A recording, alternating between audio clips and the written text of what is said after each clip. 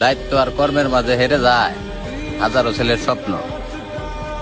একটা কথা কি ভাই, সকালবেলা ঘুম থেকে উঠছেন, ওই মুহূর্তে ফ্যামিলি থেকে বাপ বা মা কেউ আইসা কি কইছে আপনি গো যে সারাদিন কি করলি, খালি ঘুমাস আর খাস, কোনো কাজ কাম করস না? এই কথাগুলোর মানে বুঝেন?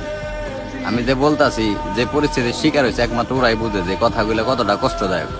অথচ ফ্যামিলির মানুষগুলো কিন্তু জানে না যে শুধু আমি না, আমার মতো হাজার হাজার ছেলে আছে যারা নাকি আমার চেয়ে মানে নিজে গোছে বেশি স্বপ্ন দেখা গেলাম তার ফ্যামিলির নিয়ে।